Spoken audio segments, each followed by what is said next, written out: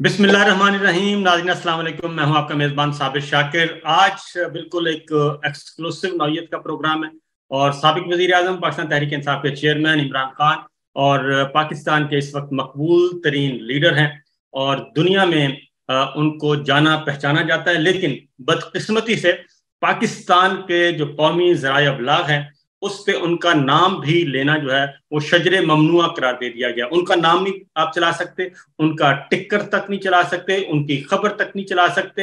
हाँ, अलबत्ता इमरान खान की जगह पे आप चेयरमैन पीटीआई कह सकते हैं, आप पार्टी हेड कह सकते हैं, लेकिन नाम नहीं ले सकते। और ये मजे की बात यह है कि ये हुक्म जो है, ये जो नाम लेने पर पाबंदी का हुक्म है, ये वफाकी हुकूमत पर भी है, ये वजीर आजम पर भी आयद है, ये वफाकी काबीना पे भी आयद है। यानी हुकूमत के ऊपर भी ये पाबंदी है। और अब कोई वजीर, कोई वजीर आजम और यहाँ तक के मरियम साहिबा जो है वो भी इमरान खान का नाम नहीं ले सकती। तो आज हमारे साथ हैं, बहुत अरसे के बाद, तवील अरसे के बाद आखिरी बार उनसे मुलाकात हुई थी 9 और 10 अप्रैल की दरमियानी शब, जब वजीर आजम हाउस में उनका आखिरी रात थी और हम भी इत्तेफाक से उधर ही थे। और जितने भी जर्नलिस्ट 5-7 लोग थे वहां पे, और उनके साथ जो सियासतदान यानी कि डॉक्टर शहबाज गिल, वो सब के सब जेरे अताब आए। तो ये भी एक अजीब इत्तेफाक है। उनमें हमारे शहीद अरशद शरीफ जो हैं वो अल्लाह ताला को प्यारे हो गए, उनको कत्ल कर दिया गया, सबसे एक्सट्रीम स्टेप उनके खिलाफ लिया गया। बहरहाल खान साहब सलाम अलैकुम। जी वालेकुम सलाम। अच्छा खान साहब, ये बताइए कि आज आप पे तकरीबन 44 मुकदमात और दर्ज कर दिए गए हैं और ये एक बाकायदा ऊपर से हुक्म आया और आईजी पंजाब ने रावलपिंडी, लाहौर और मुल्तान, मियांवाली, फैसलाबाद तमाम डीपीओस को हुक्म दिया कि 44 एफआईआर में इमरान खान साहब को नॉमिनेट कर दिया जाए। वो 9 मई के वाकयात के हवाले से जितने भी वाकयात हुए, इस पे आप सबसे पहले तो कहें। देखिए साहब, प्रॉब्लम पता है क्या है कि एक रियासत जो है ना वो चलती है इखलाकी कुव्वत के ऊपर, मॉरल अथॉरिटी। कभी भी रियासतें डंडे के कानून पे नहीं चलती। जिस रियासत के पास ये इखलाकी कुव्वत चली जाती है वो फिर जब डंडा इस्तेमाल करती है तो वो, दुनिया की तारीख उठा के देख लें अगर आप तारीख के तालिब इल्म हो, तो वो रियासतें ज्यादा देर चल ही नहीं सकती। देखिए, क्योंकि एक इंसानी माशरे में और जानवरों के माशरे में फर्क है। जानवरों का माशरा चलता है कुव्वत के ऊपर। जो ताकतवर है उस वो जितना ताकत है उतना ही उसकी मनमानी की जाती है, और कमजोर की कोई कोई पूछता नहीं है, वो अपनी जान बचा के फिरता है। तो जब इंसानी माशरे को इंसानी माशरा कहता ही तब है जिसके अंदर इंसाफ होता है। अब ये जो आप देख रहे हैं ना, कभी भी इस मुल्क की तारीख में इंसाफ की इस तरह धज्जियां नहीं उड़ाई गई। लोगों की नजर में कभी भी एक नंगा होके, एक रियासत बिल्कुल नंगी होके, कोई किसी किस्म की ना इखलाकियात की उनको फिक्र है, ना इंसाफ की फिक्र है, ना उनके हमारे जो दीन के अंदर जो हमारी रवायतें हैं इस्लाम की, ना उसकी फिक्र है, ना इनको कोई कल्चरल नॉर्म्स की फिक्र है, ना कोई एथिक्स है। सिर्फ और सिर्फ एक वन पॉइंट एजेंडा है कि किसी ना किसी तरह इमरान खान को रास्ते से हटाना है। क्योंकि जिन्होंने इसको हटाया था जो साजिश करके, अब वो ये पूरी उनकी कोशिश कहीं वापस ना आ जाए। बस वापस ना आने के उसको रास्ता रोकने के लिए सारे मुल्क के इदारे तबाह किए जा रहे हैं। मुल्क की, जिस तरह मैंने कहा, इखलाकियात, हमारी अदलिया, उसके कहने नहीं, उसको उसको बिल्कुल कोने पे लगा दिया। यानी सुप्रीम कोर्ट के फैसले नहीं माने जाते, आइन के फैसले नहीं माने जाते, ऊपर से पुलिस से जो काम करवा रहे हैं वो आप सबके सामने है। घरों में घुस के तोड़ के लूट रहे हैं घर, बच्चों को उठा के लेके जा रहे हैं, औरतों को लेके जा रहे हैं।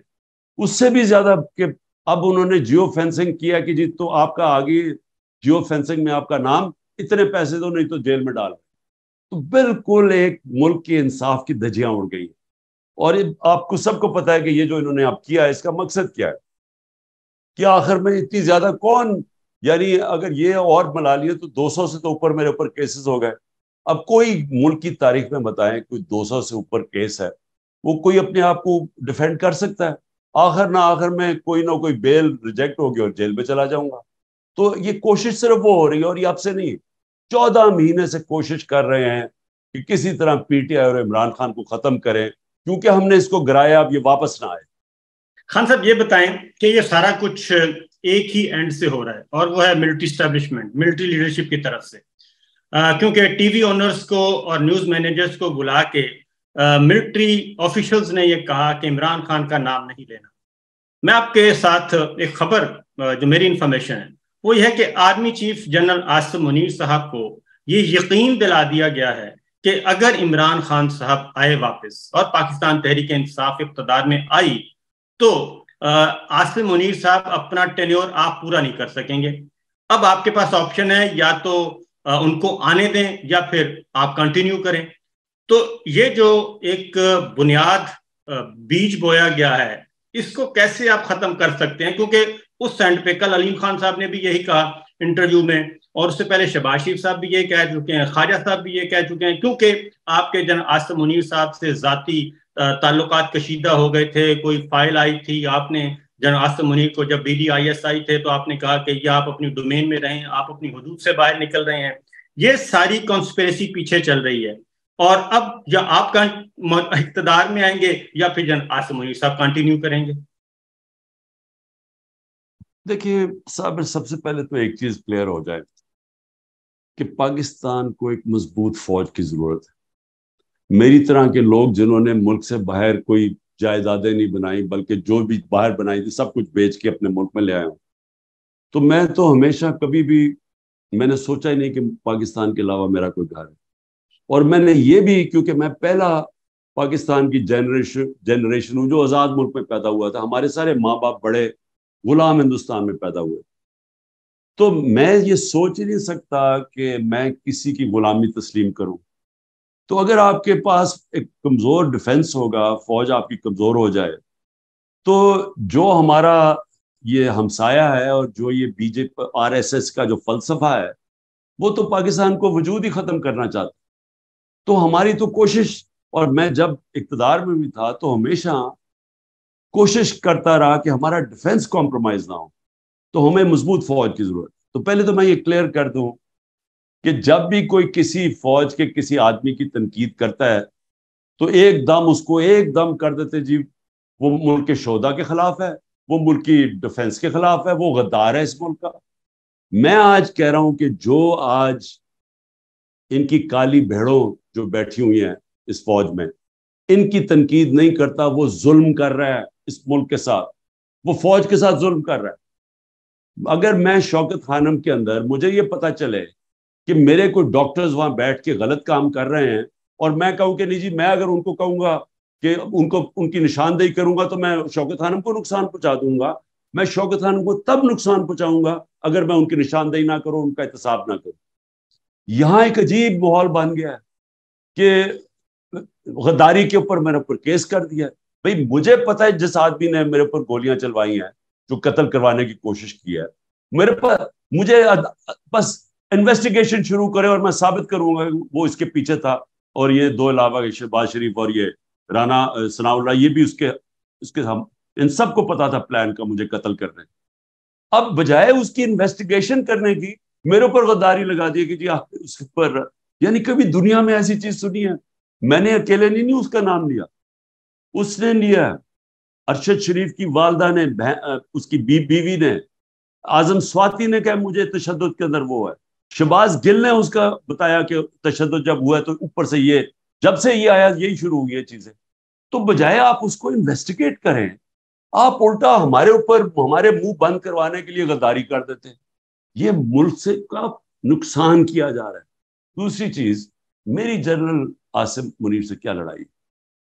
ہاں ٹھیک ہے, میں پرائم منسٹر تھا, میں سمجھتا تھا کہ اگر میں نہیں کام کر سکا تو نہیں کر سکا, لیکن یہ میری اور عاصم منیر کی بات نہیں ہے, یہ پاکستان کی بات ہے.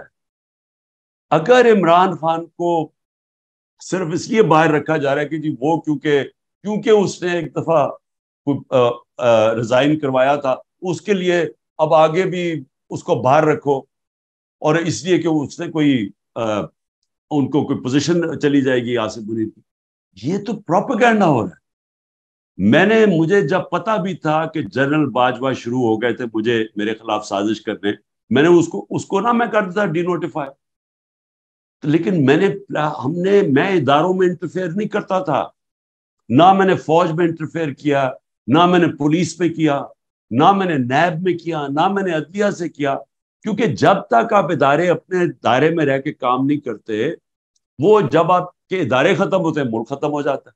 اب آج کیا ہو رہا ہے, سارے ادارے ختم کر دیے, نہ ایف آئی اے کام کر رہی ہے صحیح, نیب سے وکٹمائزیشن, اس سے اینٹی کرپشن سے, پولیس سے, آج عدلیہ اس کے فیصلے نہیں مان.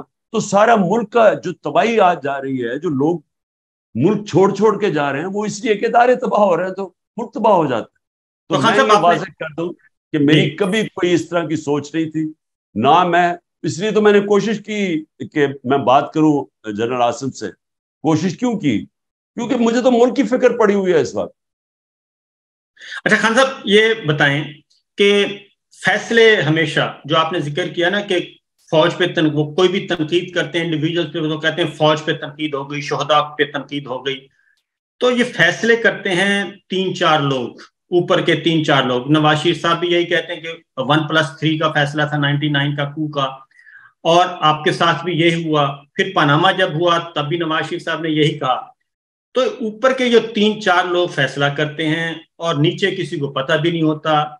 اب باجوہ صاحب نے آپ کو ہٹانے کا جو فیصلہ کیا وہ ڈرائنگ روم میں بیٹھ کے کیا, اس کی کنٹینیوٹی ابھی تک چل رہی ہے, بلکہ ورسٹ کنڈیشن آ گئی ہے. ہونا تو یہ چاہیے تھا کہ نومبر 29 باجوہ صاحب جب چلے گئے تھے تو نئے آرمی چیف آتے اور سچویشن کو سنبھالتے, بلکہ اس سے بھی زیادہ جو ہے ورسٹ کنڈیشن ہو گئی ہے انسانی حقوق کے حوالے سے, پولیٹیکل وکٹمائزیشن کے حوالے سے. اس کی کیا وجہ سمجھتے ہیں کہ یہ کنٹینیوٹی کیوں ہے آپ کے سلسلے میں؟ دیکھیں جنرل, میں بھی یہ سوچ رہا تھا کہ جب جنرل باجوہ جائیں گے, کیونکہ جنرل باجوہ نے تو ہٹایا تھا, تو وہ تو ڈرا ہوا تھا کہ میں واپس آ گیا تو جنرل باجوہ کے اوپر شاید میں کاروائی نہ کر دوں, تو وہ تو سمجھ آ رہی تھی اس کے ڈرنے کی. تو اس نے بڑا نقصان پہنچایا جنرل باجوہ نے اپنے آپ کو اور ساری اپنی ذات کے لیے. ایکسٹینشن اس نے ہٹایا ابھی شہباز شریف کے ساتھ مل کے اپنی ایکسٹینشن کے لیے, اور یہ بھی جو اس نے کیا, جب پتہ چل گیا کہ پبلک کھڑی ہو گئی ہے, پبلک نہیں چوروں کو تسلیم کر رہی, بڑے بڑے جلسے ہو رہے ہیں, بائی الیکشن ہم جیت رہے ہیں, تو اس نے پھر بجائے ریورس کرنے کے اپنی ذات کی خاطر اس نے ملک کو نقصان پہنچانا شروع کر دیا. وہی لے کے آیا فیصل نصیر کو. اب جب سے فیصل نصیر آیا اس نے شروع کر دیا یہ جیسے کہ ہم کوئی دہشت گرد ہیں یا ہم کوئی کاؤنٹر ٹیررزم کا وہ ایکسپرٹ تھا جس طرح ہم دہشت, تو اس نے بڑا نقصان پہنچایا. جو اپنے ادارے کو نقصان پہنچے وہ کسی دشمن نے نہیں پہنچایا, وہ کوئی پی ٹی آئی نے نہیں پہنچایا, وہ جنرل باجوہ نے پہنچایا ان چوروں کو لا کے. اور وہ لوگوں کو پہلے یہی اسٹیبلشمنٹ ثابت کر رہی کہ چور ہیں, ان کو لا کے اوپر بٹھا دیا, تو اس کا ریئیکشن آیا. اور اس کے بعد جو فیصل نصیر کی حرکتیں ہوئی, جو سوشل میڈیا کے لوگوں کو, یہ جو جرنلسٹ کو, جو شہباز گل کو پہلے ٹارچر, پھر اس کے بعد اعظم سواتی سے جو کیا, تو اس کے بعد یہ جو کہ جی ہم ان کو سیدھا کر دیں گے. اب وہ جو نقصان پہنچایا, میں امید رکھ رہا تھا کہ جنرل آصف منیر آ کے چینج کریں گے پالیسی, ہم سب سمجھ رہے ہیں, لیکن میرے خیال میں ان کا بہت بڑا انفلوئنس ہے نیچے سے, ان کے کئی لوگ ان کو انفلوئنس کرتے ہیں. اور مجھے افسوس سے کہنا پڑتا ہے کہ پاکستان تو آج ایک تباہی کے کنارے پہ کھڑا کر کے رکھ دی, کیونکہ ابھی تو امید ہی نہیں نظر آ رہی. اب تو یہ ہے کہ الیکشن آئیں گے تو یہ سارا جو پلان بن رہا ہے وہ تو یہی بن رہا ہے نا کہ تحریک انصاف کو ختم کر کے ان کو انہی کی بندر بانٹ کروا دو ملک کی, جنہوں نے 30 سال سے ملک کا بیڑا گرک کر رہے ہیں, جن کے ہوتے ہوئے بنگلہ دیش بھی آگے نکل گیا اور ہندوستان بھی آگے نکل گیا 90 کی دہائی میں. نہیں تو پاکستان تو 80 کی دہائی تک سب سے آگے تھا, تو ان کے ہوتے ہوئے تو تباہی ہوئی ہے. تو اب ایک اور چیز میں ذاتی طور پہ بھی میرے علم میں ہے, اگر آپ چاہیں تو شیئر کریں. جنرل آصف منیر کے آرمی چیف بننے سے پہلے جب تنازع ہو گیا کہ پتہ نہیں آپ اس کو اپوز کریں گے, آپ کے ساتھ بھی کامن فرینڈز نے رابطہ کیا کہ آصف منیر صاحب اگر آرمی چیف بنتے ہیں تو آپ اپوز نہیں کریں گے, تو آپ نے بھی اس کو ویلکم کیا. اور کامن فرینڈز نے آپ کو بھی قائل کیا اور کچھ کو میں جانتا ہوں. تو جیسے ہی یہ کام ہو گیا اس کے بعد وہ کامن فرینڈز کہیں غائب ہو گئے یا کدھر چلے گئے؟ کیونکہ آپ نے ویلکم کیا آرمی چیف کو. دیکھیے جی، میں تو کسی کو جانتا ہی نہیں تھا. میں تو جب یہ پہلے تو چیز پرائم منسٹر بناتا ہے آرمی چیف کو تو کانسٹیٹیوشنلی تو اس کا رائٹ تھا. دوسری چیز کہ میں تو کسی کو نہیں جانتا تھا. میں نے تو بار بار سٹیٹمنٹس دیے کہ جو بھی میرٹ کے اوپر آتا ہے ہم اس کو ہم مانیں گے, ہم کوئی انٹرفیئر نہیں کریں گے. میں نے تو پہلے آرمی چیف بننے سے پہلے میری سٹیٹمنٹ ساری سن رہے ہیں. اور جب عاصم منیر آئے تو میں نے ان کو میسج پہنچائی. میں نے کہا دیکھو مجھے یہ پتا چلا ہے کہ لنڈن پلان بنا ہوا ہے اور نواز شریف نے آپ سے یہ گارنٹی لیا ہے کہ آپ نے پی ٹی آئی کو ختم کرنا ہے اور مجھے. تو میں نے کہا مجھے یہ میسج ملی ہے, یہ ان کے بننے سے پہلے میں نے وہی جو کامن فرینڈ کی بات کر رہا ہوں اسے میسج پہنچائی. اس نے آگے سے کہا, انہوں نے کہا بالکل فکر نہ کرو, کوئی ایسی چیز نہیں ہو. بہرحال ہم نے تو ویسے بھی روکنا نہیں تھا. تو ڈاکٹر ابری مجھے یہاں ملنے آئے اور ہم نے فیصلہ کیا, ہم نے کہا ٹھیک ہے ہم اپوز نہیں کریں گے. لیکن مجھے افسوس سے کہنا پڑتا ہے کہ جو اس کے بعد ہوا وہ چھوڑیں کہ عمران خان سے کیا ہوا, میرے گھر پہ یہ جو اٹیک ہوئے اور یہ جو سب کچھ, مجھے دوسری طرف میرے اوپر قتل کا کوشش کی گئی, ایک اور پھر کوشش پلان بنا ہوا تھا, وہ چھوڑے. میں ملک کی بات کر رہا ہوں کہ آج صرف ملک دیکھنے کدھر کھڑا. مجھے صرف یہ بتا دیں کہ یہ ہو سکتا ہے کہ ایک ملک جو 6% کے اوپر 6.1% کے اوپر گرو کر رہا ہو, ورلڈ بینک تعریف کر رہا ہو, وہ IMF تعریف کر رہا ہو کہ پاکستان میں سسٹینیبل گروتھ ہو رہی ہے, معاشی طور پہ آگے جا رہا ہو, اور ایک دم 1 سال کے اندر آج ملک گھٹنوں پہ ہے, بے روزگاری بڑھ گئی ہے. انہوں نے $3 ارب لیا ہے IMF سے اور بڑا خوش ہو رہے ہیں. تو $7 ارب کی ڈالروں کی کمی ہو چکی ہے 1 سال میں. یعنی جو ہم ایکسپورٹس پہ جو نقصان کم, ایکسپورٹس کم ہوئی ہیں اور جو ریمیٹنسز کم ہوئی ہیں, وہ $7 ارب کم ہوا ہے ہمارے دور سے. تو $7 ارب کم ہو کے $3 ارب کا قرضہ لے لیا. یعنی آپ کی دولت سکڑتی جا رہی ہے, آپ کی آمدنی سکڑتی جا رہی ہے اور قرضے بڑھتے جا رہے ہیں اور خوشیاں بنا رہے ہیں سارے. تو یہ جو ملک کا حال کیا ہے, کوئی تو اس کا ذمہ دار ہوگا, اور میڈیا کو کنٹرول کر لیا. وہی میڈیا جو شور مچایا کرتا تھا کہ جتنی مہنگائی ہوگی, آج 38% مہنگائی ہے پاکستان میں, ہماری 12%, 12.2 یا 3 پہ. سارا میڈیا شور مچایا ہوا تھا کہ تباہ ہو گیا ملک. آج چپ کر کے میڈیا بیٹھا کنٹرول میں آ گیا. آج کوئی بات نہیں کر رہا کہ بے روزگاری کتنی ہے, آج کوئی نہیں بات کر رہا کہ عام آدمی, تنخواہ دار آدمی کا کیا حالات ہے, بجلی کے بل کدھر چلے گئے ہیں, لوڈ شیڈنگ کتنی ہو گئی ہے. یہ سارا میڈیا چپ کر کے بیٹھا ہوا ہے. اچھا خان صاحب یہ بتائیں کہ میڈیا تو خاموش ہے, وہ تو بہت بڑے بڑے نامور لوگ جو ہیں وہ بھی خاموش ہو گئے ہیں. اگر آپ کے ساتھ پلان یہ ہے, جو ہمارے پاس انفارمیشن ہے, کہ جیسے ہی جسٹس قاضی فائز صاحب آئیں گے, وہ چیف جسٹس آف پاکستان بن جائیں گے, اس کے بعد الیکشن کی ڈیٹ اناؤنس ہو اور الیکشن شیڈول بھی ان کے آنے کے بعد آئے, تاکہ نواز شریف صاحب کی سزائیں, بقول ان کے, یہ PMLN کی ہے, کہ نواز شریف صاحب کی سزائیں ختم ہو جائیں گی, ان کی سزائیں ختم ہو کے وہ کوالیفائی کر لیں گے اور آپ کو ڈسکوالیفائی کر دیا جائے گا. اور اس کے لیے جو ماحول بنایا گیا ہے جسٹس قاضی فائز صاحب کے لیے کہ آپ نے ان کے خلاف ریفرنس فائل کیا, آپ اگر پوری بات بتا دیں, کیونکہ مجھے تو پتا ہے لیکن میں چاہتا ہوں آپ پوری بات بتا دیں کہ جسٹس قاضی فائز صاحب کو کے خلاف جب ریفرنس آیا تھا وہ کہاں سے آیا تھا اور وہ کس نے تیار کیا تھا, یہ مجھے بتا دیں, کیونکہ اس وقت DGISI جو تھے وہ کوئی اور تھے. دیکھیں پہلے تو کیا ہوگا آگے وہ تو اللہ ہی بہتر جانتا ہے. میرا تو فیصلہ یہ ہے کہ میں جب تک زندہ ہوں تو میں تو اپنی مشن کے ساتھ کھڑا ہوں, انصاف کی تحریک کے ساتھ, کہ جب تک اس ملک میں انصاف نہیں ہوتا ویسے ہی ملک کا کوئی مستقبل نہیں.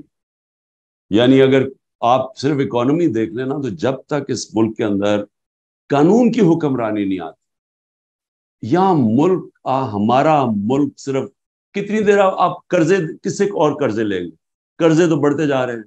اب یہ جو قرضہ لیا یہ واپس بھی تو کرنا ہے نا اگلے سال, تو کدھر سے کرنا ہے؟ جب آپ کے پاس آمدنی سکڑتی جا رہی ہے تو قرضے کدھر سے واپس کرنی ہے؟ آمدنی تب بڑھے گی جب ملک میں سرمایہ کاری ہو. سرمایہ کاری تب ہوگی جب جو سرمایہ کار ہے اس کو ملک کے انصاف کے نظام کے اوپر اعتماد ہوگا. جب تک سرمایہ کار کبھی سب سے بزدل ہوتا ہے سرمایہ کار، کیونکہ مشکل سے اپنا پیسہ اکٹھا کرتا، تو وہ تو تب تک نہیں کرے گا جب تک اس کو ایک سسٹم پہ اعتماد نہیں ہوگا. یا تو سپریم کورٹ کے فیصلے گورنمنٹ ہی نہیں مانتی. 14 مئی کا الیکشن ہے اور گورنمنٹ کہتی ہے بھاگ جاؤ. اب وہ آ رہے ہیں ملٹری کورٹس کے خلاف، ابھی کیس چل رہا ہے.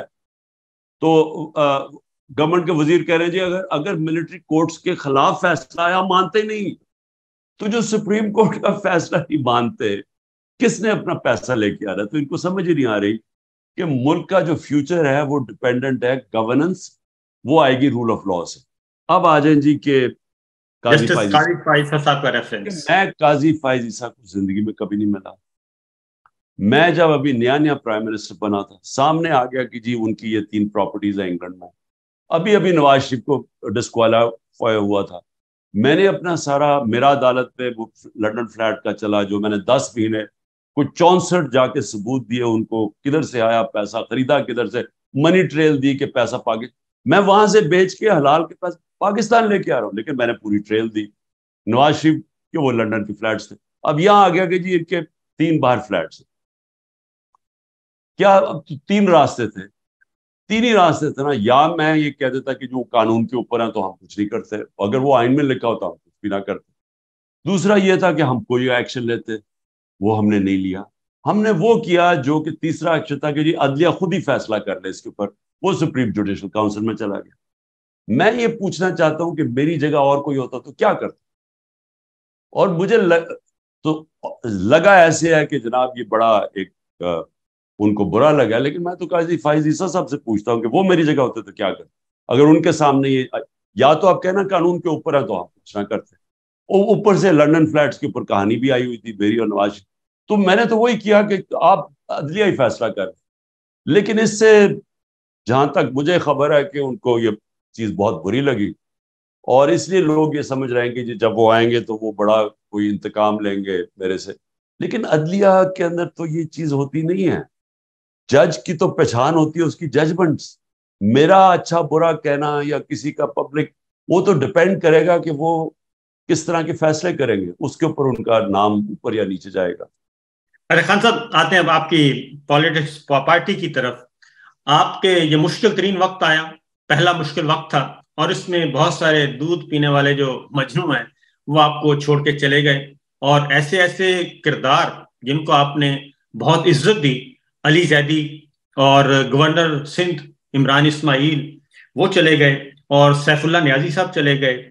یہ جو لوگ گئے ہیں ان کے جو چلے گئے ہیں اور کچھ خاموش ہو گئے ہیں. شفقت محمود صاحب خاموش ہیں. ان کا مستقبل کیا ہوگا جب آپ واپس؟ کیا کوئی پالیسی چینج ہو سکتی ہے کہ جناب بس ٹھیک ہے عام معافی کا اعلان کرتے ہیں، یہ مشکل وقت تھا، چلے گئے، واپس لے لیتے ہیں ان کو؟ دیکھیے صابر، یہ بڑا مشکل اس کا جواب. مشکل جواب کیوں کہ میں جو بھی، اگر میں یہ کہتا ہوں کہ جی میں ان کو کئیوں کو معاف کر دوں گا، کیونکہ یہ میرا ایمان ہے کہ جو بھی یہ کر لیں، ایک پارٹی جس کے ساتھ عوام کھڑی ہو جاتی ہے اس کو کوئی ہرا نہیں سکتا. اور یہ دنیا کی تاریخ بھی یہ ثابت کرتی ہے کہ ایک بار قوم کھڑی ہو جاتی ہے ایک طرف، پبلک اوپینین جب جڑ جاتا ہے نا کسی کے ساتھ، تو وہ آپ جو مرضی حربے استعمال کریں، اس نے جیتنا اسی نہیں. تو میرے سے یہ لوگ سوال پوچھتے ہیں کہ اس کا کیا آپ جواب دیں گے یہ اگر وہ واپس آنا چاہیں. میرے خیال میں یہ مشکل اس لیے ہے کہ اس وقت بڑے ایسے لوگ ہیں جو بڑی مشکلیں برداشت کر رہے ہیں. آپ یقین کریں، میں تو ان کو سلام کرتا ہوں کہ جو اس وقت جس طرح کی ان کی فیملیز کے اوپر زور ڈالا ہوا ہے، کئیوں کے بھائی پکڑ لیے ہیں، کئیوں کے بچوں کو انہوں نے پکڑا ہے، بزنسز بند کر دیے ہیں، رشتہ داروں کے گھر چلے گئے ہیں، گھر توڑ دیے ہیں، گھر لوٹے ہیں. یعنی اس سارے، اور کئی جیلوں میں پڑے ہوئے ہیں، اور ان سے صرف کہتے ہیں کہ جی ایک چیز کہہ دو کہ عمران خان کے ساتھ اب چھوڑ رہے ہیں، تو وہ ان کو چھوڑنے کے لیے بھی تیار ہے. لیکن اس کے باوجود وہ کھڑے ہوئے. تو میں اس وقت مسئلہ یہ ہے کہ میں کس طرح وہ جو لوگ اس وقت سارا پریشر برداشت کر رہے ہیں میں ان کو کیسے فیس کروں گا اگر میں وہ لوگ جنہوں نے پریشر کے باوجود ہی پارٹی چھوڑ گئے لیکن کئیوں کو مجھے پتا بڑا پریشر پڑا، مثلا شیرین مزاری ہے، مجھے پتا ہے کہ اس کی برداشت سے اوپر چلا گیا، جی ہاں، جو اس نے وہ کرنا چاہتی تھی، جو انہوں نے اس سے کیا ہے، جو اس کی صحت کا حال تھا شیرین جی کی، ہاں، پھر اس کی بیٹی تھی، میرے خیال میں اس نے وہ اس لیول پہ لے گئے کہ وہ برداشت نہیں کر سکتی. لیکن وہ دیکھیں اس نے کسی پارٹی میں نہیں گئی، اس نے جی کوئی اسٹیٹمنٹ نہیں دی. تو ایسے بھی لوگ ہیں، تو ان کے لیے ہم اور طرح جب انشاءاللہ جب وقت اچھا آئے گا. لیکن اور یہ آسان نہیں ہے، اس کا یعنی فیصلہ کرنا آسان نہیں ہے. دوسری جانب علی محمد خان ہیں، شہریار افریدی ہیں، میاں محمود رشید ہیں، چودھری پرویز الہی صاحب ہیں، یاسمین راشد ہیں، عالیہ حمزہ ہیں، عمر سرفراز چیمہ ہیں، اعجاز چودھری ہیں، عامر ڈوگر ہیں، فردوس شمیم نقوی ہیں. یہ بھی تو خان صاحب فیس کر رہے ہیں نا، جبکہ یہ جو جتنے بھی میں نے دودھ پینے والے مجنو ہیں وہ بالکل آرام سے چلے گئے، یہ سب لوگ فیس کر رہے ہیں. تو ان کے بارے میں آپ کیا کہیں گے؟ خاص طور پہ میں چودھری پرویز الہی صاحب کے بارے میں آپ سے بات ضرور کروں گا. جی، میں سب سے زیادہ تو حیران ہوں چودھری پرویز الہی پہ، کیونکہ اس عمر پہ، اور مجھے جو پتا ہے کہ انہوں نے جان کے جیل میں ان کے لیے بڑی سخت کنڈیشنز رکھی ہوئی ہیں، وہ سب کچھ برداشت کرنا، تو میں تو سلام کرتا. میں نہیں سمجھتا تھا کہ وہ اس طرح کا جو سختی ہے وہ کر سکیں گے. اور پھر جب سارے آپ نے نام لیے، دیکھیں آج شہریار افریدی سے جو کیا، اس کی بیوی کو پکڑ لیا، پھر ایک دوسری جگہ بیوی پکڑنے، اس کو بچوں کے ساتھ پکڑنے کی کوشش کی. تو علی محمد جس طرح اس کے اوپر پریشر، اور پھر یہ میاں محمود رشید، اعجاز چودھری، عمر چیمہ، بیوی پکڑ لی اس کی، بیوی گئی عدالت میں، اس کو پکڑے جیل میں. یعنی یہ پہلے تو یہ ہماری ساری روایتوں کے خلاف. اسلام میں جب نبی صلی اللہ علیہ وسلم جنگ پہ جاتے تھے تو یہ تو اپنے ہیں نا، وہ دشمنوں کو کہتے تھے کہ آپ نے ان کی عورتیں، بچے اور بوڑھوں کو کچھ نہیں کہنا، یعنی حکم ہوتا تھا فوج کو. تو یہاں تو اپنے لوگوں سے وہ کر رہے ہیں جو کہ مقبوضہ کشمیر میں ہوتا ہے اور جو فلسطین کے ساتھ اسرائیل کر رہا ہے، ہمارے سے وہ کیا جا رہا ہے، کہ عورتوں کے اوپر پہنچ گئے. تو یہ ساروں کی بڑی اسپیشل جگہ ہوگی، اور انشاءاللہ پارٹی میں بھی ان کی بڑی اسپیشل جگہ ہوگی انشاءاللہ آگے. اور سر یہ بتائیں کہ سینٹ آپ کے پاس ہے، سینیٹرز موجود ہیں، محسن عزیز صاحب ہمیں کافی ایکٹیو نظر آتے ہیں، شہزاد وسیم بھی ہیں. میں نے خود لوگوں کو کہا ہوا کہ دیکھیں کئی لوگ جو جن سے مثلا مراد سعید ہے، جس طرح اعظم سواتی ہے، یعنی وہ لوگ جن کو قاسم سوری ہے ہمارا بلوچستان، قاسم سوری کے بھائی کو پکڑ کے لے گئے ہیں، بزنسز بند کر دیے اس بیچارے کی ساری. ایک بھائی کو لے گئے، دوسرا بھائی بھاگا ہوا ہے. تو یعنی وہ تین ہی بھائی تھے، اکٹھے رہتے تھے، تو ان کی والدہ اب اکیلی ہیں، یعنی ان کے جو بیوی ہیں. تو ان ساروں کے اوپر انہوں نے یہ اس طرح کا تشدد کیا ہوا اور زور لگا رہے ہیں. تو میں پھر سے یہ کہوں گا کہ میں تو ان کو خاص یہ جگہ میرے دل میں بھی ہوگی اور پارٹی میں بھی، انشاءاللہ ہم کبھی ان کو نہیں بھولیں گے. اچھا خان صاحب، آپ پہ پریشر ڈالا جا رہا ہے، پیغامات بھجوائے گئے پچھلے دنوں بھی کہ آپ پارٹی کی لیڈرشپ سے الگ ہو جائیں، یعنی آپ الیکٹورل پالیٹکس سے الگ ہو جائیں، الیکشن نہ لڑیں تاکہ وزیر اعظم نہ بن سکیں، پارٹی کسی اور کے حوالے کر دیں، یا پھر آپ باہر چلے جائیں، کچھ دیر کے لیے ریسٹ کر لیں اور یہ الیکشن ہو لینے دیں. اس الیکشن کے بعد آپ آ جائیں، اس الیکشن کو آپ کے بغیر لڑنا چاہیے، اور پارٹی آپ کی اگر آنا چاہے تو کوئی ہمیں اعتراض نہیں ہوگا.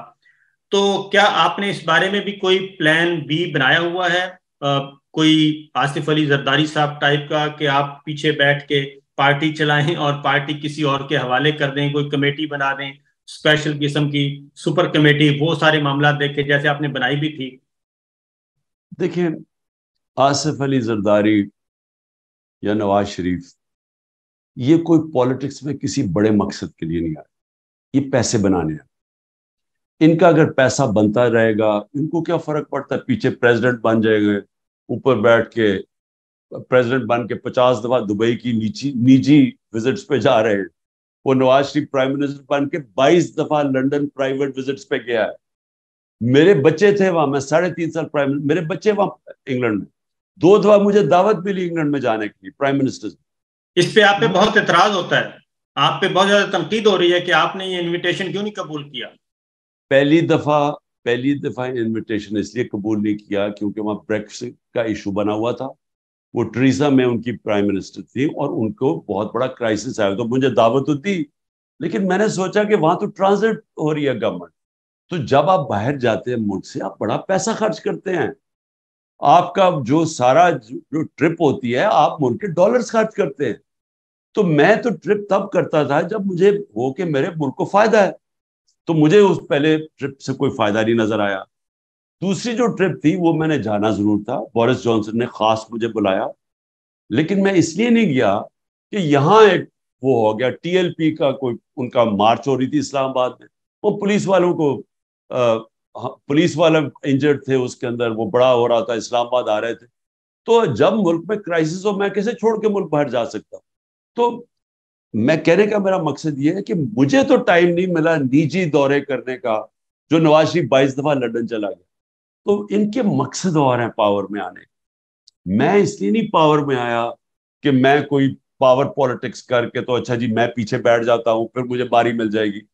میرے لیے تو یہ جہاد ہے، یہ حقیقی آزادی کی جہاد ہے جو 27 سال پہلے شروع کی تھی کہ انصاف کے ساتھ آزادی آتی ہے. اور وہ ایک پورا ایک مشن ہے. وہ مشن کے اندر بھی کبھی آپ کہتے ہیں اچھا جی میں پیچھے ہٹ جاتا ہوں، پہلے کسی کو آگے کر دو تو میں آگے آ جاتا ہوں. کبھی سوچا ہے کہ کسی دنیا میں جمہوریت میں ایسے ہوتا ہے کہ کوئی لیڈ کر رہا ہے ایک موومنٹ اور وہ اگلے کہنے جی ہمیں آپ پسند نہیں ہے تو آپ فلانے کو لے آئیں؟ یہ کوئی جمہوریت میں ہوتا ہے؟ اور یا کسی موومنٹ میں ایسے ہوتا ہے؟ یہ تو تب ہوتا ہے جب بندر بانٹ ہو رہی ہو، جو آج کل بندر بانٹ دبئی میں بیٹھ کے ہو رہی ہے. اچھا جی تمہیں ہم سندھ دے دیں گے، اچھا تمہیں ہم کراچی دے دیں گے. خان صاحب، جی ایوان صدر آپ کے لیے کیسا رہے گا؟ کیا مطلب؟ یعنی کہ آپ صدر مملکت بن جائیں؟ دیکھیں میں یعنی اگر میں نے صدر بننے کے لیے پالیٹکس کرنی ہے تو میں پالیٹکس کر کیوں رہا ہوں؟ میں ویسے ہی نہ کروں. مجھے اللہ نے کسی چیز کی کمی دی ہے، قوم عزت کرتی ہے، دنیا میں جاتا ہوں اللہ نے عزت دی ہے. تو مجھے ضرورت کیا کہ میں جا کے وہاں بیٹھ جاؤں کسی ایوان کے اندر؟ میں اس لیے تو نہیں پالیٹکس کر رہا.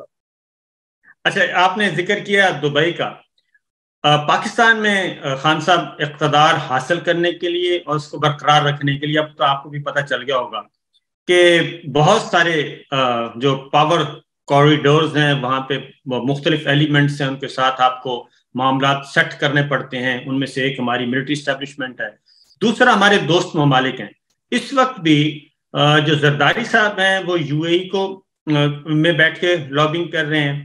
نواز شریف صاحب یو اے ای اور پلس ہمارے سعودی عرب کے برادر ملک کے ساتھ رابطے میں ہیں، ان کے ذریعے کوئی نہ کوئی راستہ نکالنے کی کوشش کر رہے ہیں. اور اسی طریقے سے آپ کے بلاول اس وقت امریکہ میں ہیں، وہ وایا بائیڈن انتظامیہ کے ذریعے کوئی راستہ بنانے کی کوشش کر رہے ہیں. تو آپ کہ ان ممالک کے ساتھ خاص طور پہ ایم بی ایس اور یو اے کے ساتھ آپ کے اس وقت کیا مراسم ہے؟ کیا وہ اس میں انٹروین کریں گے کہ جناب عمران خان صاحب کو آپ مائنس کریں، بس ٹھیک ہے ان کے لیے راستہ ہموار کریں، ہماری ملٹری اسٹیبلشمنٹ کو کہیں گے وہ؟ دیکھیں صابر، اگر مجھے اور ملکوں کے کندھوں پہ چڑھ کے آنا پاور میں آنا ہے تو میں آنا ہی نہیں چاہتا. میں پاور میں صرف آنا چاہتا ہوں اگر پاکستان کی عوام مجھے الیکٹ کرے. اگر وہ الیکٹ نہیں کرتی، میں آپ کو یقین دلاتا ہوں کہ میں اپنی زندگی سے بڑا مطمئن ہوں، مجھے کسی چیز کی کمی نہیں ہے. ان لوگوں کو تو ہے نا کہ انہوں نے تو زندگی میں کبھی مجھے تو اللہ نے سب کچھ دکھا دیا. میں تو وہ اللہ نے شہرت میری سوچ سے بھی زیادہ، دنیا میں عزت، یعنی مجھے کس چیز کی کمی ہے؟ آپ یقین کریں کہ میرے جو 3.5 سال پرائم منسٹر کے تھے میرے اتنے مشکل تھے، کیونکہ میں نے اپنی میں کی نفی کر کے پرائم منسٹر بنا. جو چیزیں میں چاہتا تھا، جو آزادی، میں ایک آزاد آدمی ہوں. میرے شوق کیا تھے؟ پہاڑوں پہ جانا، ٹریکنگ کرنا، یعنی میرے اور طرح کے شوق. میں پھنس گیا کمرے کے اندر، صبح سے جا کے شام تک واپس. اب وہ ویکینڈ آئے تو جو چھٹی کا دن تھا اس دن ویسے کام سارے. یعنی میں تو 3.5 سال چھٹی نہیں لی. صرف 5 دن کورونا میں بیمار ہوں، 1 دن چھٹی نہیں لی. تو اپنے میں کو ختم کر کے میں نے کیا تھا اپنے ملک کے لیے. تو مجھے کوئی ضرورت نہیں ہے پوزیشن کی. مجھے کوئی پرائم منسٹر کا شوق بننے کا نہیں ہے کہ میں جا کے جی گاڑیوں کے آگے پیچھے، بلکہ میں تو ایک اور طرح کا آدمی ہوں. میں تو اکیلے پن میں ٹائم گزارا ہے، میرے شوق ہی سارے اور ہیں. میری ٹریکنگ اب وہ کر ہی نہیں، جب سے پرائم منسٹر بنا ہوں ٹریکنگ ہی نہیں کر سکتا. یعنی جو پہاڑوں پہ مجھے جو ایک ہی تو جی. میرا اصل شوق رہ گیا، یا وہ شکار ہوتا تھا وہ تو ختم ہی ہو گیا. اچھا، چین کا میں آپ سے ایک سوال کروں گا، کیونکہ 5-7 مئی کو چین کے وزیر خارجہ پاکستان آتے ہیں اور بلاول بھٹو کے ساتھ کھڑے ہو کے کہتے ہیں کہ پاکستان کے اندر پولیٹیکل پلیئرز آپس میں بیٹھیں اور سیاسی استحکام لے کے آئیں اور تمام سٹیک ہولڈرز لے کے آئیں، کیونکہ چین کا کنسرن تھا. تو بجائے اس کے کہ استحکام لایا جاتا، اس کے بعد فوری طور پہ آپ کی گرفتاری ہو جاتی ہے اور آپ اس کے بعد پھر 9 مئی بھی ہو جاتا ہے. دیکھیں اس وقت کیا ہو رہا ہے، اسٹیبلشمنٹ اور یہ ساری پی ڈی ایم پارٹی یہ سب مل کے 1 پوائنٹ ایجنڈا پہ ہے، اور وہ ایجنڈا یہ ہے کہ عمران خان کو باہر رکھنا. اب عمران خان کو باہر رکھنے کا مطلب کہ ملک کی جو سب سے بڑی سیاسی جماعت ہے اس کو آپ نے باہر رکھنا، اور باہر کیسے رکھنا، اس کو ختم کریں. ختم کیسے کر رہے ہیں؟ یہ جو 9 مئی کا سارا ڈرامہ تھا، اب یہ جس وقت مجھے موقع میں کہتے ہیں جی ملٹری عدالتوں میں عمران خان کو ٹرائی کرو، میں صرف ایک چیز چاہتا ہوں، مجھے ملٹری عدالتوں میں میرا ٹیلی وائزڈ ہو جو میں باتیں کروں گا. میں کوئی وکیل نہیں چاہتا، میں اپنا خود ڈیفینس کروں. میں یہ ثابت کروں گا کہ سارا پری پلان تھا. یہ پلان ہی یہ تھا کہ 14 مہینے سے کرش کرنے کی کوشش کر رہے تھے وہ، انہوں نے وہ 9 مئی کو استعمال کر کے تو یہ جو 48 گھنٹے میں 10,000 لوگوں کو پکڑ لیا. تو پہلے سے پلان ہوگا تو پکڑا تھا نا. جس پارٹی نے کبھی کوئی توڑ پھوڑ نہیں کی، جب گولیاں لگی تو نہیں کی، تو ایک دم جب انہوں نے جلانا گھرانا شروع کر دیا تو یہ پری پلان تھا. کہنے کی میں یہ کوشش کر رہا ہوں کہ یہ جو لوگ اوپر بیٹھے ہوئے ہیں اسٹیبلشمنٹ، اور یہ اس وقت پاکستان کا نہیں سوچ رہا ہے. وہ جو چائنیز نے جو بات کہی تھی وہ ملک کا سوچ رہا تھا. کوئی بھی آدمی آج پاکستان کا سوچ رہا ہے وہ ایک ہی چیز کہے گا کہ پولیٹیکل سٹیبلٹی لے کے آؤ. پولیٹیکل سٹیبلٹی آئے گی صاف اور شفاف الیکشن سے. اگر آپ صاف اور شفاف الیکشن نہیں کروائیں گے، جو بھی یہ حربے استعمال کر رہے ہیں، جو بندر بانٹ کر رہے ہیں، یہ ملک کو تباہی کی طرف لے کے جا رہے ہیں. دیکھیں ملک کو چاہیے بڑی سخت ریفارمز. کوئی بھی ریفارم نہیں کر سکتا جب تک پبلک اس کے ساتھ نہ کھڑی ہو. جب آپ ایک پبلک مینڈیٹ لے کے آئیں گے پھر ہی آپ ریفارمز کر سکتے ہیں. یہ 14 مہینے میں انہوں نے ملک کا تو جو ملک سے کیا کوئی دشمن بھی نہ کرے، تو اب انہی کو کہیں گے کہ یہ پھر سے ریفارمز کریں گے. یہ کیسے کریں گے؟ اور کوئی اور یہ سمجھ رہے جی ٹیکنوکریٹک سیٹ اپ آگے کرے گا. آج تک کسی ٹیکنوکریٹک سیٹ اپ نے آگے کوئی ملک ٹھیک کیا؟ ملک ٹھیک مہاتر نے کیا، ملیشیا مہاتر نے بدلا. اس کے بعد جو سنگاپور تھا وہ لی کوان یو نے، ایک پرائم منسٹر نے پبلک مینڈیٹ سے بدلا. جو بھی ملک بدلے جاتے ہیں وہ پبلک کی پاور ہوتی ہے، پھر پبلک ساتھ ہوتی ہے اصلاحات کے لیے، اور پھر ایک قوم بنتی ہے. یہ تو الٹا جا رہے ہیں. یہ تو ان لوگوں کے اوپر بٹھا رہے ہیں جن لوگوں نے ملک کو یہاں پہنچایا کہ بنگلہ دیش بھی آگے نکل گیا، اب وہ ملک ٹھیک کریں گے. شہید ارشد شریف اور عمران ریاض یہ بھی صرف اس وجہ سے زیر عتاب ہیں، اور باقی بھی جرنلسٹ ڈاکٹر معید ہیں، شاہین سے بھائی ہیں، وجاد سعید خان ہیں، میں خود ہوں. تو یہ خان صاحب اس پہ آپ کیا کہیں گے کہ میڈیا سارا کے سارا میڈیا آرام سے قبول کر لیا؟ انہوں نے 1-2 آفیسرز نے بلایا، ان کو کہا شٹ اپ، آج کے بعد اس سے آگے نہیں بڑھنا اور عمران خان کا نام نہیں لینا، اور انہوں نے کہا ٹھیک ہے. دیکھیں صاحب، یہ اور آخری میرا سوال، کیونکہ میرے لوگ انتظار کر رہے ہیں، سنو میری بات. دیکھو بدقسمتی سے میڈیا اونرز کے بزنس انٹرسٹ ہے، اور وہ بزنس انٹرسٹ اور میڈیا کو ساتھ ساتھ چلاتے ہیں. اب میں ایک نے پوری ایک چینل خرید لی ہے، اور اس کے پاس وہ جو اس کی بزنس ہے وہ 2 نمبر بزنس ہے، تو وہ چینل کو استعمال کرتے ہیں بلیک میل کرنے کے لیے. تو یہ یاد رکھیں کہ یہ جو سارا مجھے درس دیتے تھے آزادی رائے کے، اور ہم حالانکہ وہ کوشش کر رہے تھے کہ ریسپانسبل جرنلزم ہو، فیک نیوز کے اگینسٹ. میرے اگینسٹ ہر قسم کی نیوز، فیک نیوز نکلاتی تھی. منسٹرز کے اگینسٹ نکلاتی تھی جو مغرب میں ہیں کہ آپ کی ذمہ داری بھی, آپ اگر کسی کو اس کی ریپوٹیشن کو نقصان پہنچائیں گے, کسی کو ذلیل کریں گے, تو اس کے پاس ہونا چاہیے رائٹ کہ اپنے آپ کو ڈیفینڈ کرے, اور لائبل لاز ہیں. لیکن ہمارے اگینسٹ پوری کیمپین چلی کہ ہم نے پتہ نہیں کیا کیا کیا اور میڈیا کا بند کرنے کی کوشش کی.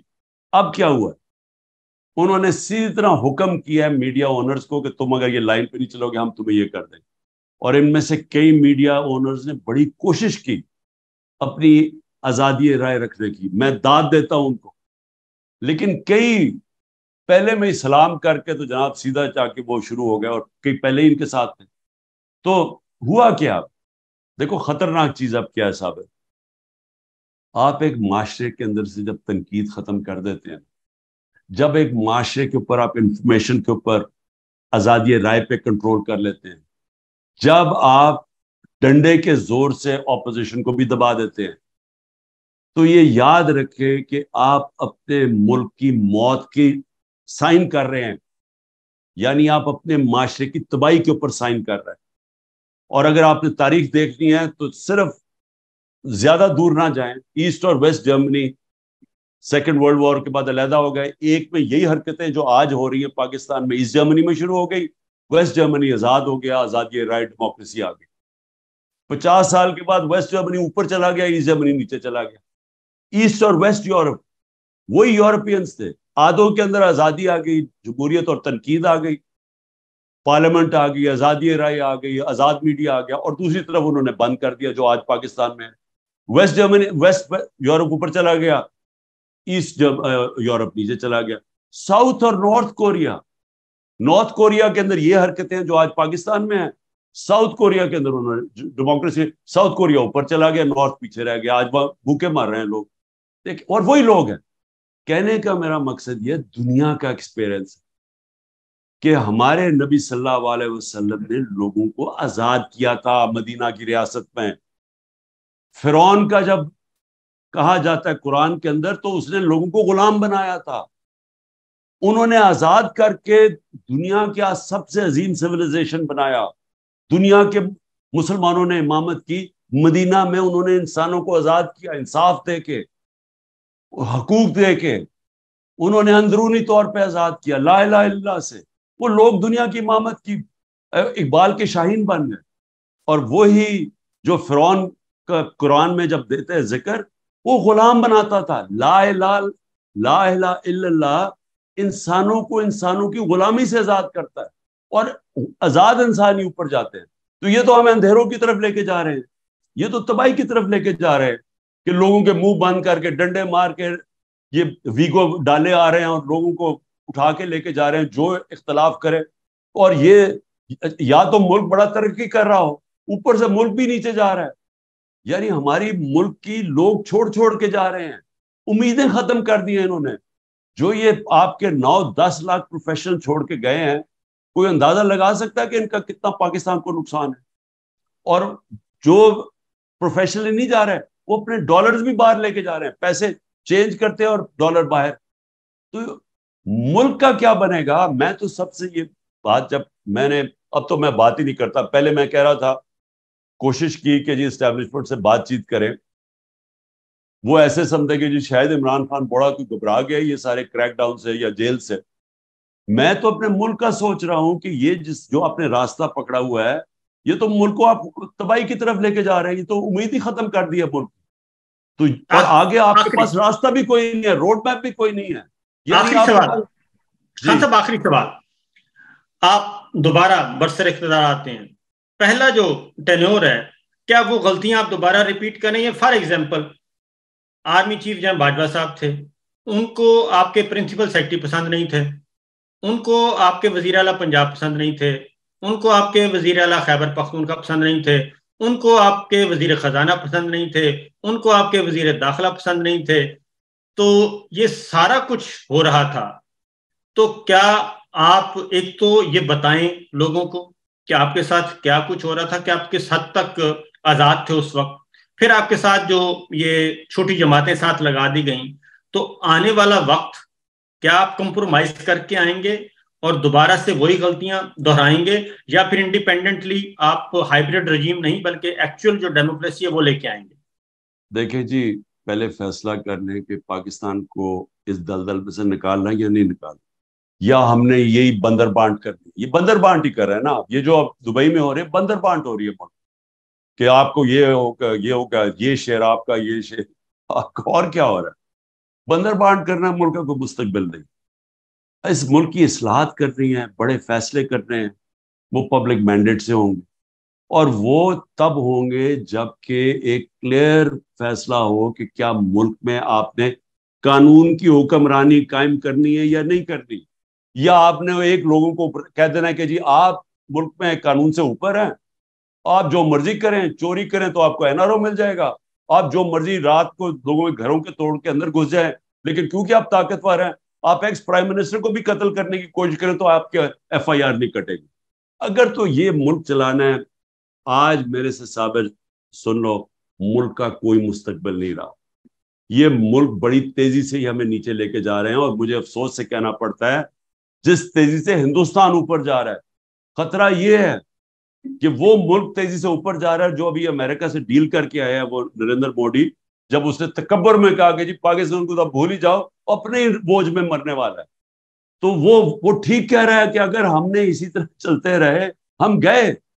دوسری طرف یہ کہ دیکھیں پرائم منسٹر جس کو آپ ذمہ داری دیتے ہیں، جو پبلک سے مینڈیٹ لے کے آتا ہے، اتھارٹی اس کی ہوتی ہے.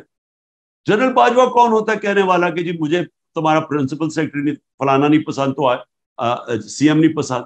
بھائی مینڈیٹ تو میں لے کے آیا ہوں، مجھے لوگوں نے جج کرنا ہے بعد میں کہ الیکشن میں، کہ انہوں نے فیصلہ کرنا ہے کہ میں نے میرے ملک ٹھیک چلایا یا نہیں. تو جنرل باجوہ اگر اتنے بڑے جینیس تھے تو وہ جو یہ لے کے آئے ہیں 14 مہینے کا یہ جو سیٹ اپ ہے، جنہوں نے ملک کا بیڑا غرق کر کے رکھ دیا ہے، تو وہ مجھے ذرا سمجھائے نا کہ یہ اسحاق ڈار کو سمجھتا تھا بہت بریلینٹ ہے، اور یہ شہباز شریف کو. تو یہی سلیکشن ہوئی نا اس کی، کہ وہاں اس گورنمنٹ کو جو 6.21 سے 4% پہ جو گرو کر رہی تھی، اس کو ہٹا کے تو ان کو لے کے سارا کچھ ہی ملک کا ایک چیز بتائے کہ انہوں نے بہتر کی ہو. تو اس کا مطلب کہ وہ جو اپنے آپ کو سمجھتا تھا کہ میں سارا، کیونکہ پاور اتنی زیادہ تھی، وہ تکبر میں سمجھتا تھا سب کچھ جانتا ہے. بھئی آخر میں یہ سمجھائے کہ اکانومی پاکستان کی جو ہماری دور میں تھی، کرونا میں کس نے کرونا میں نکالا ہے؟ یہ تو سارے مجھے کہہ رہے تھے ملک کو لاک ڈاؤن کر دو. جنرل باجوہ کا 2 دفعہ ٹیلی فون آیا کہ جی وہ دیکھیں ساری دنیا میں لاک ڈاؤن کیا ہوا ہے، آپ کے اوپر بڑے برا وقت آئے گا اگر یہ پھیل گئی.